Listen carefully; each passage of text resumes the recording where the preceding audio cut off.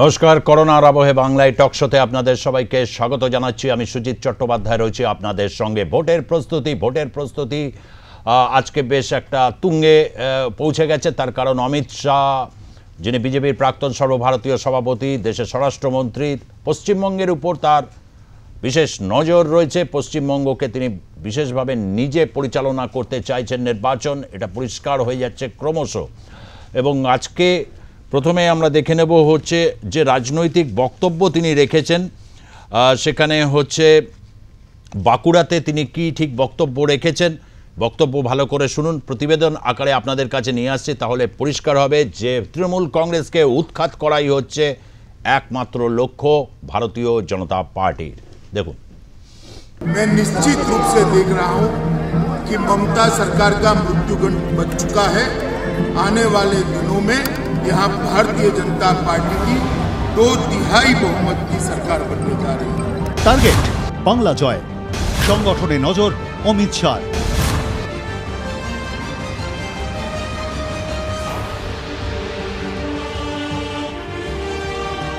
2021 বিজেপির টার্গেট বাংলা, তাই ঘর গোছাতে সংগঠনকে মজবুত করার দিকে নজর গেরুয়া শিবিরের। সেই লক্ষ্যে অমিত শাহ রাজ্য সফর। বাঁকুড়ায় অমিত শাহর আগমন ঘিরে প্রস্তুতি ছিল তুঙ্গে। বিজেপি নেতৃত্ব অধীর অপেক্ষায় ছিলেন অমিত শাহর আসার। বেলা 11:30, নির্ধারিত সময় বিএসএফ এর হেলিকপ্টারে করে বাঁকুড়ায় পৌঁছন অমিত শাহ। হেলিপ্যাড থেকে সরাসরি সড়ক পথে চলে যান কুয়াবাগানে। স্বরাষ্ট্রমন্ত্রীকে অভ্যর্থনা জানাতে খামতি ছিল না আয়োজনের।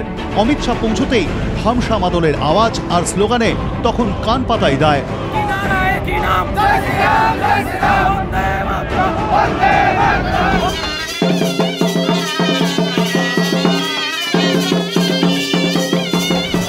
বাঁকুড়া পৌঁছে বিরসা মুন্ডার মূর্তিতে শ্রদ্ধা জানান অমিত শাহ।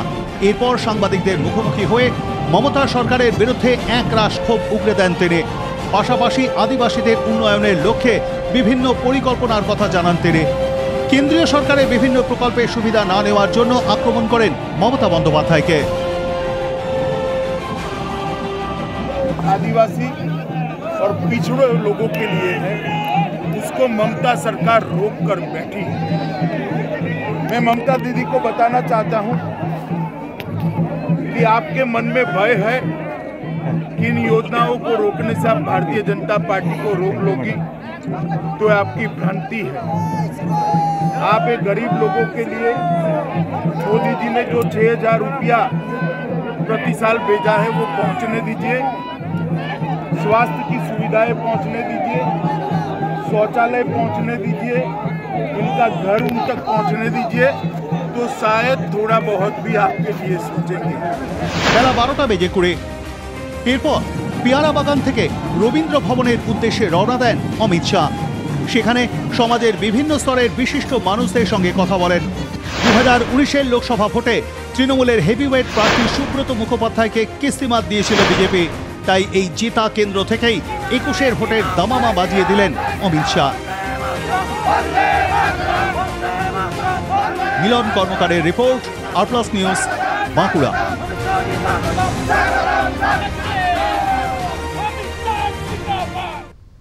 এটা বিশেষভাবে লক্ষণীয় যে কেন্দ্রীয় প্রকল্প যেগুলো রয়েছে, বারবার ভারতীয় জনতা পার্টি এটা নিশানা করে রাজ্য সরকারকে, যে কেন্দ্রীয় প্রকল্পগুলো রাজ্য সরকারের বিরোধিতায় সাধারণ মানুষের কাছে পৌঁছচ্ছে না।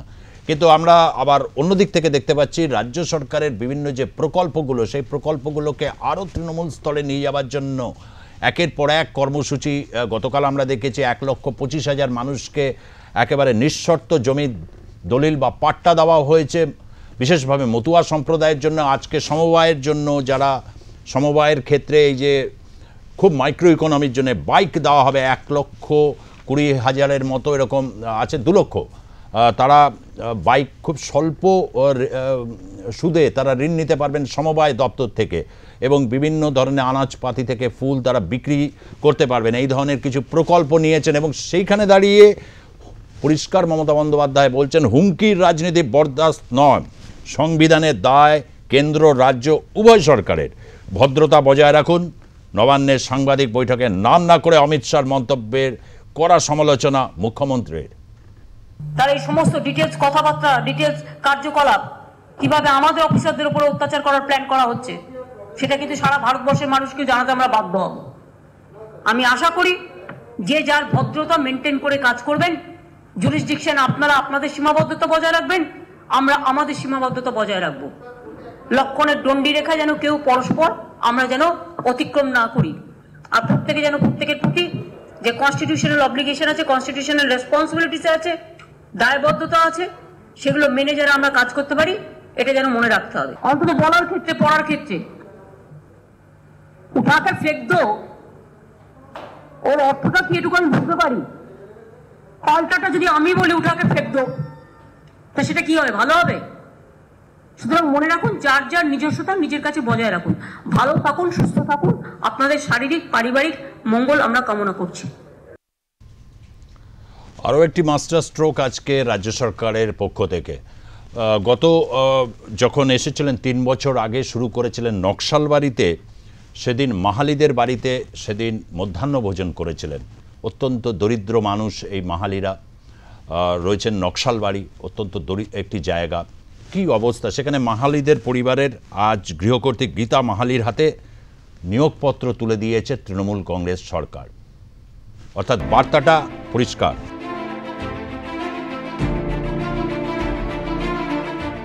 আদিবাসী কিংবা উদ্বাস্তু পরিবারের স্বরাষ্ট্রমন্ত্রীর ভোজন পর্ব নতুন চমক নয়। 3 বছর আগে নকশালবাড়ির রাজু মাহালের বাড়িতে মধ্যাহ্নভোজ সেরেছিলেন অমিত শাহ। সেই সময় মাহালি পরিবারকে নিয়ে উৎসাহ উদ্দীপনা ছিল তুঙ্গে। রাতারাতি যেন তারকা হয়ে গিয়েছিল মাহালি পরিবার। রাজু মাহালির স্ত্রী গীতা মাহালি সযত্নে রেঁধেছিলেন অমিত শাহর জন্য। ভেবেছিলেন দুঃখের সংসারে বুঝি সুদিন ফিরবে। তবে সেই স্বপ্ন ভাঙতে বেশি সময় লাগেনি। অমিত শাহ চলে যাবার পর কেউ মনে রাখেনি মাহালি পরিবারকে। বরং এই পরিবার বিজেপি তৃণমূলের টানাপোড়েনের খবরে নজরে এসেছে। অমিত শাহ চলে যাবার পরের দিনই ওই পরিবারের সঙ্গে দেখা করে সরকারি চাকরির প্রতিশ্রুতি দিয়ে এসেছিলেন মন্ত্রী গৌতম দেব। বৃহস্পতিবার অমিত শাহ যখন চতুর্ডিহি গ্রামে বিভীষণ হাঁসদার বাড়িতে মধ্যাহ্নভোজন করছেন, ঠিক সেই সময় গীতা মাহালির হাতে সরকারি চাকরির নিয়োগপত্র দিল রাজ্য সরকার।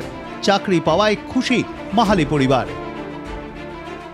दिया, गैस दिया, नौकरी दिया। कैसे लग रहा है नौकरी मिल रहा है? अच्छा लग रहा है। तो अमित शाह आया था, खाना वाना खा के चला गया। उसके बाद टीएमसी गौतम देव आया था, टीएमसी का जो नेता है वो आया था। और बीजेपी का वही क्या था ना, वही अमित शाह आया था खाली। उसके बाद कोई खोज नहीं लिया? बीजेपी को नौकरी दिया। कौन? टीएमसी लोग। तो आप खुश है? हाँ खुश है, वो नौकरी तो आज दिया। বিজেপি মনে রাখেনি, চাকরির প্রতিশ্রুতি দিয়ে মমতা বন্দ্যোপাধ্যায় কথা রেখেছে বললেন দার্জিলিং জেলা তৃণমূল কংগ্রেসের সভাপতি রঞ্জন সরকার। আপনারা জানেন যে এখানেও নকশালবাড়িতে রাজু মাহালি এবং গীতা মাহালির বাড়িতে আমাদেরই মাননীয় স্বরাষ্ট্রমন্ত্রী তিনি এসে তাদের বাড়িতে খাওয়া দাওয়া করেছিলেন, অনেক প্রতিশ্রুতি দিয়েছিলেন, আদিবাসী উন্নয়নের কথা বলেছিলেন। কিন্তু বাস্তবে তারপর থেকে আজ অবধি এই ফ্যামিলিটিকে মাননীয় মুখ্যমন্ত্রী মমতা বন্দ্যোপাধ্যায় ছাড়া কোনো রাজনৈতিক দলের নেতা তার সঙ্গে, তার পরিবারের সঙ্গে যোগাযোগ রাখেনি। মমতা বন্দ্যোপাধ্যায় যে কথা দেন তিনি সেই কথা রাখেন। এবং এই গীতা মাহালি যে একটি আদিবাসী পরিবারের মেয়ে, হতদরিদ্র, তাকে বিজেপি বহু প্রতিশ্রুতি দিয়েছিল কিন্তু কোনো কাজ করেনি। আজকে মাননীয় মুখ্যমন্ত্রী তিনি তাকে চাকরি দিয়ে তার পরিবারকে ভবিষ্যতের জন্য তিনি রক্ষা করলেন। 21-এর ভোটে যে বিজেপি তৃণমূল জোর টক্কর হতে চলেছে তা বলাই বাহুল্য। সংগঠন গোছাতে অমিত শাহ যখন রাজ্য সফরে এসে গুরুত্ব দিয়েছেন আদিবাসী ভোট ব্যাংকে, ঠিক তখনই মাহালি পরিবারের সদস্যকে চাকরি দিয়ে বিজেপিকে পাল্টা দিল তৃণমূল। তবে প্রশ্নটা হলো, 3 বছর লাগলো এই প্রতিশ্রুতি পূরণে? সত্যি ভোট বড় বালাই। উৎপল পোদ্দারের রিপোর্ট, আর+ নিউজ, শিলিগুড়ি। ভোট বড় বালাই এবং 2021-এর তো মহারণ, সে কারণে ভোটের প্রস্তুতিও ক্রমশ তুঙ্গে থেকে তুঙ্গতর পর্যায়ে গিয়ে পৌঁছবে। ভারতীয় জনতা পার্টির হয়ে রয়েছেন ডক্টর রাজলক্ষ্মী বসু, প্রদীপ্ত মুখার্জি ওয়েবকুপার সদস্য, রাষ্ট্রবিজ্ঞানের অধ্যাপক এবং চন্দন ঘোষ চৌধুরী প্রদেশ কংগ্রেসের মুখপাত্র। 3জনকেই স্বাগত জানিয়ে রাজলক্ষ্মী, অমিত শাহ বলছেন যে সরকারকে তিনি উখড়ে দেবেন, বহুবার এই কথাটা বলেছেন, আজকে জনসভাতে যথেষ্ট, এবং বাঁকুড়া এখন রীতিমতো একটা বিজেপি স্ট্রং হোল্ড এরকম একটা জায়গা দিয়ে, কিন্তু অনেক জায়গায় অনেক কিছু এরকম লুপ হোলস থেকে যাচ্ছে, মানে ফাঁক থেকে যাচ্ছে। সেই ফাঁকটা কিভাবে ভরাট করতে আজকে তৃণমূল নেমে গেল। গীতা মাহালির পরিবারে চাকরি এবং হচ্ছে কেন্দ্র রাজ্য সম্পর্কটা ঠিক কীরকম একটা, যাতে এই ভোটে প্রচারে তুঙ্গে আসার পর্যায়ে যেন এটা একটা বৈরিতার জায়গায় না যায়, হুঁশিয়ারি দিয়েছেন মুখ্যমন্ত্রী। কি বলবেন? আমার মনে পড়ছে ভুবনেশ্বরের 2017-15 এপ্রিলের ঘটনা। সেখানকার প্রেসিডেন্সিয়াল অ্যাড্রেসে, ন্যাশনাল এক্সিকিউটিভের যে প্রেসিডেন্সিয়াল অ্যাড্রেস করেছিলেন অমিত শাহজি, তাতে তিনি বলেছিলেন যে আমাদের দেশকে আমরা পুরোপুরি তখনই গোল্ডেন ফেস দিতে পারবো যখন ত্রিপুরা এবং পশ্চিমবঙ্গ আমাদের দখলে আসবে, যখন সেখানে আমরা রাজনৈতিক প্রতিষ্ঠা পূর্ণভাবে পাবো। তো একটা হয়ে গেছে, এখন আরেকটা খালি বাকি রয়েছে। তাই এটা এমনটা না যে এটা উনি প্রথমবার বলছেন বা এটা আমার প্রথমবার উচ্চারিত হচ্ছে। টার্গেট পশ্চিমবঙ্গ কিন্তু বহুদিন ধরেই রয়েছে, কারণ যেরকম নৈরাজ্যের অন্ধকারের মধ্যে পশ্চিমবঙ্গ ডুবে রয়েছে, সেখান থেকে উত্তরণের জন্য ভারতীয় জনতা পার্টি ছাড়া আর কোনো অপশান মানুষের হাতেও নেই, রাজনৈতিকভাবে এই মুহূর্তে কোনো অপশান নেই। এবার চলে আসছি মুখ্যমন্ত্রী, স্বয়ং মুখ্যমন্ত্রী মমতা ব্যানার্জি যে কনস্টিটিউশনাল অব্লিগেশন, এই শব্দবন্ধটা উনি ব্যবহার করলেন। আমি একটু খালি মনে করাতে চাইছি, উনাকেই মনে করাতে চাইছি, অত্যন্ত সম্মান সহকারে এটা মনে করাতে চাইছি, এই বছরের 23শে এপ্রিল উনি রাজ্যপাল মহাশয়কে যে চিঠিটা করেছিলেন, তাতে যা যা ভাষা প্রয়োগ হয়েছিল, সেখানে কি কনস্টিটিউশনাল অব্লিগেশনগুলো লঙ্ঘিত হয়েছিল, নাকি সেগুলো কি উনি সম্মান দিয়েছিলেন? এবার চলে আসছি যে মহালি গ্রামের উত্তরবঙ্গের যে পরিবারটির কথা এখানে দেখানো হলো, প্রান্তিক পরিবারটির কথা। প্রথম কথা হচ্ছে, আমরা দেখতে পেলাম, আমি যদি সেখান থেকে একটুখানি সরে আসি, এই কদিন আগে মল্লারপুর গ্রামের ক্ষেত্রে যখন একটি নাবালককে, একটি বাচ্চা ছেলে, 14-15 বছরের একটি বাচ্চা ছেলে, তাকে পুলিশ 72 ঘন্টার জন্য ধরে রেখে দিল, কেন রাখলো জানি না, এবং সেখানে পুলিশ কাস্টডির মধ্যেই থানার মধ্যে তার মৃত্যু ঘটে, এবং মানে এটা ধরেই নিচ্ছে যে পুলিশ তাকে এমন অত্যাচার করেছে যার জন্য তার মৃত্যু ঘটেছে। এটাকে দেখিয়ে দেওয়া হচ্ছে আত্মহত্যা। তার বাড়ির লোককে প্রেশার করা হচ্ছে, তাদের উপর প্রেশার মাউন্ট করা হচ্ছে, বলো যে তোমরা তৃণমূল করো। ওই পরিবারেরই তার ছেলেটির বাবা মা, তাদেরকে অপহরণ করে নিয়ে যাওয়া হলো। সেই মল্লারপুর থানাতে তাদের সিসিটিভি খারাপ দেখতে পাওয়া গেল। অর্থাৎ আমরা কোনো কিছু তদন্ত যে আমরা করবো, সেটার কিন্তু কোনো অপশান রাখছে না। সেই ছেলেটিরই, বাচ্চা একটি ছেলে শুভ, তার দিদি তখন মানে যে মারা গেল আর কি, তার দিদি বলছেন না আমার বাবা কিন্তু বিজেপিকে সমর্থন করেন। কেন দিলাম উদাহরণটা? অর্থাৎ আমার কথা হচ্ছে যে যেখানে থাকতে হচ্ছে সেখানে যদি বাড়িতে গিয়ে হুজ্জুতি করে তৃণমূলের দুষ্কৃতীরা, তখন তো অমিত শাহ মহাশয় বাঁচাতে আসতে পারছেন না। এটা সত্যিই তো বলছি, এখনো যেহেতু আমরা এখানে ক্ষমতায় আসিনি, ল অ্যান্ড অর্ডার এবং দুষ্কৃতি দুটোই যেহেতু এখন রাজ্য সরকারের হাতে, তাই বাঁচার উপায় নেই। এবার তাহলে একটা খালি কথা চাকরি দেওয়ার কথা উঠলো, তো নিয়তি মাহাতোকেও কিন্তু এই গতকাল না গত পরশুদিন রাজ্য সরকার চাকরি দিয়েছে। কে বলুন তো নিয়তি মাহাতো? ছত্রধর মাহাতোর ওয়াইফ, উনি হচ্ছে নিয়তি মাহাতো। তাকে বঙ্গজননী আখ্যা দেওয়া হয়েছে একটি মঞ্চে, এবং তারপর তাকে চাকরি দেওয়া হয়েছে। প্রদীপ্ত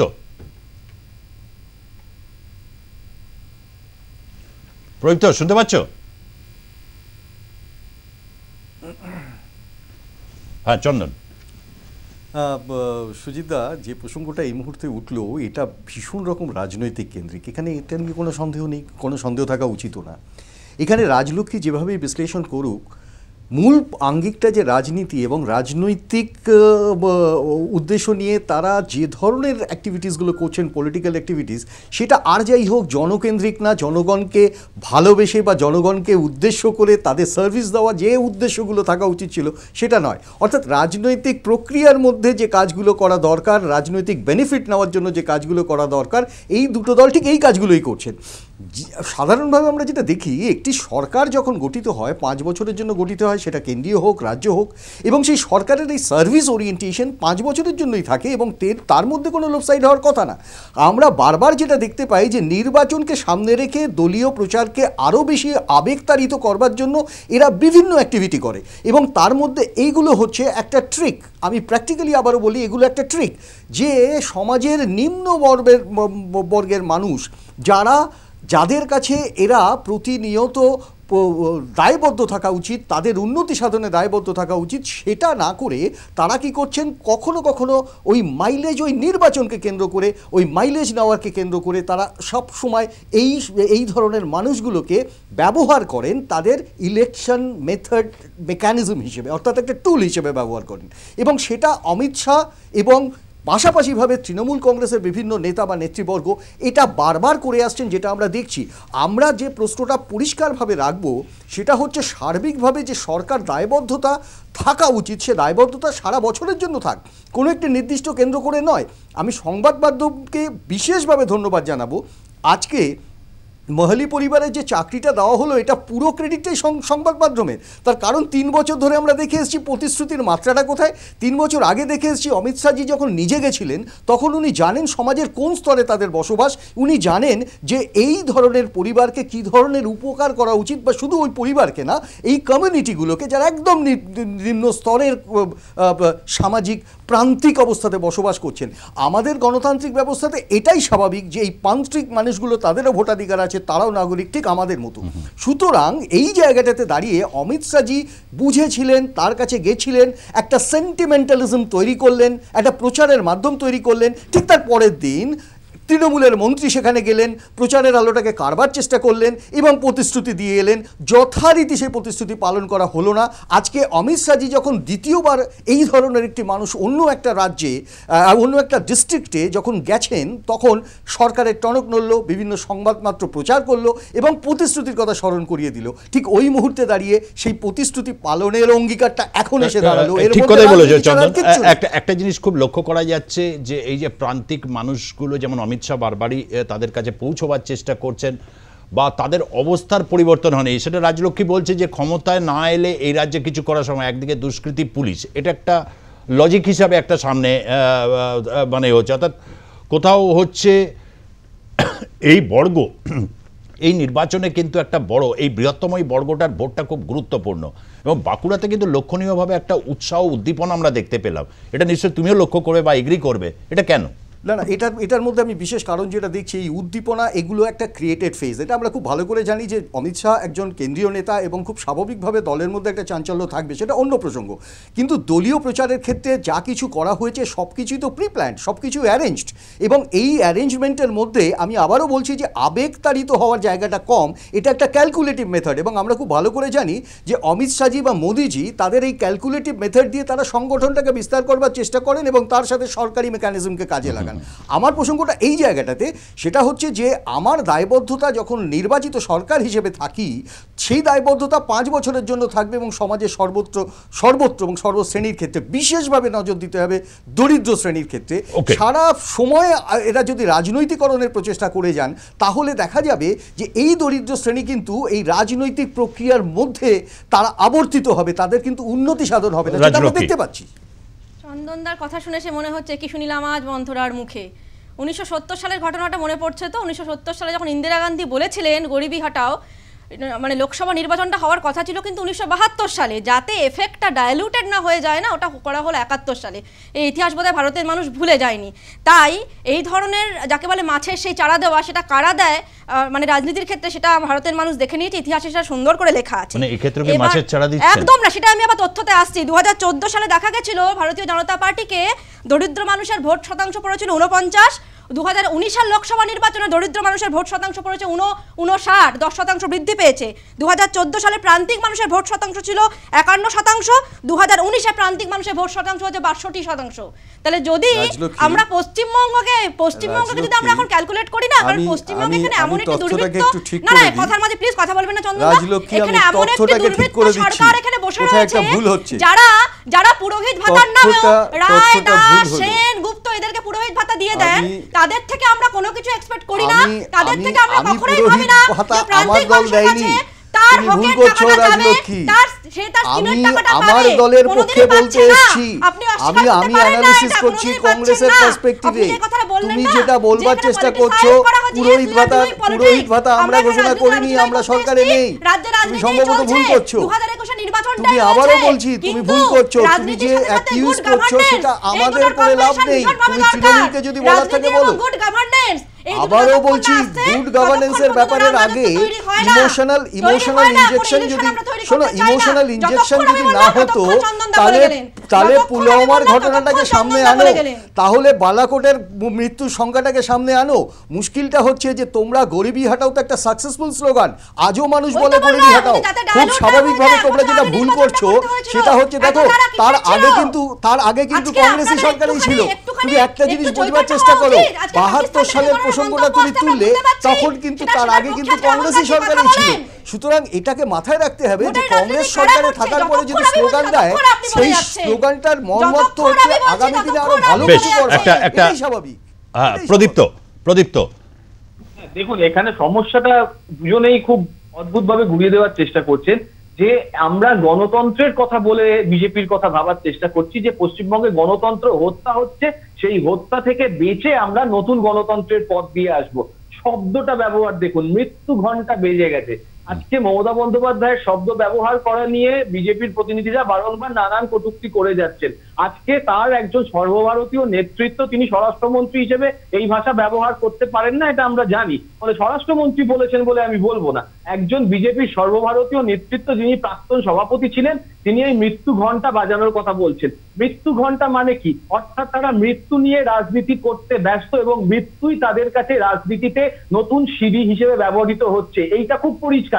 সেই জন্যই তারা যে ধরনের প্রকল্পগুলোর কথা বলছে, আজকে এই তপশিলি জাতি উপজাতির কথা হচ্ছিল, কালকে আমি বলতে গিয়ে আজকে গেছিলাম, এই যে SC/ST হাব করেছে, রাজলক্ষ্মীর কাছে অনেক তথ্য থাকে, সেই SC/ST হাব যেটা করা হয়েছে 16 সালে, সেই SC/ST হাবের কত শতাংশ কথা অ্যাডভার্টাইজে খরচ হয়েছে আর কত শতাংশ এম্পাওয়ারমেন্টে গেছে, সেটার উপর গুরুত্ব দেওয়া উচিত। এম্পাওয়ারমেন্ট নিয়ে এই সরকার কথা বলে না, এই সরকার শুধু কিছু হলে নাকের সামনে কিছু গাজর ঝুলিয়ে দেয়, যে গাজরের মাধ্যমে এরা বারংবার টোপ দেয় মানুষকে। এবং আমি আগেও বলেছি, এখনো বলছি, এক ধরনের গণতন্ত্রের নামে মানুষকে বোকা বানানোর প্রক্রিয়া চলে, যে প্রক্রিয়ার মাধ্যমে এরা মৃত্যুর রাজনীতি নিয়ে শোরগোল ফেলে দেয়। এবং সেই কারণেই দেখুন, যখন ওখানে কোনো সভা চলছে তখন প্রচার করা হচ্ছে স্বরাষ্ট্রমন্ত্রী আসছে, আবার সেই স্বরাষ্ট্রমন্ত্রী যদি হয়ে থাকেন তাহলে রাজ্যের আইন শৃঙ্খলা নিয়ে কথা বলতে গিয়ে তিনি যে ভাষা ব্যবহার করছেন, তাহলে তিনি 355 নম্বর ধারার ব্যবহার করতে ব্যর্থ হচ্ছেন কেন? তাহলে আমি সাধারণ মানুষ হিসেবে, আমি যদি তৃণমূলের সমর্থক না হই, আমি এই প্রশ্ন যদি করি যে 355 এখানে পরিষ্কার বলা হয়েছে যে 355 আছে, 355 56 দুটোই অন্য ব্যাপার। 355 কথা বলছি, 56 নয়, 355, ভালো করে পড়তে হবে। 355 নম্বর ধারায় বলা আছে ইন্টারনাল ডিস্টারবেন্স যদি হয় তাহলে কেন্দ্রের ভূমিকায় পালন করতে পারে, তাহলে কেন্দ্র ব্যর্থ বলতে হবে যে কেন্দ্র চাইছে এখানে গণতন্ত্রের হত্যাটা থাকুক, তাহলে এইটা সাধারণ মানুষের প্রশ্ন। এবার আমার উত্তর সেখানে দেখুন যে পশ্চিমবঙ্গে সাংবিধানিকভাবে সরকার চলছে বলেই আজকে তারা কোনোভাবে ব্যবস্থা নিতে পারছে না, পারবে না। তার কারণ এখানে মা-মাটি মানুষের সরকার চলছে এবং সেই সরকার মা-মাটি মানুষের জন্য কি কি কাজ করছে তার একটা নিরন্তর প্রক্রিয়া, নিরবচ্ছিন্ন প্রক্রিয়া কিভাবে চলছে সেটা কিন্তু আমরা তথ্যভিত্তিক ভাবে পেতে পারি। যে তথ্য দিয়ে বিভ্রান্ত করব না, আইডিয়াটা দেখতে হবে যে কোন আইডিয়ার মাধ্যমে আমি পার্টি উইথ ডিফারেন্স হওয়ার চেষ্টা করছি নাকি আমি মানুষের জন্য পার্টি হিসেবে নিজেকে উত্থাপন করতে চেষ্টা করছি। ওকে, একটা বিরতিতে যাব, বিরতির পর ফিরছি, সঙ্গে থাকুন।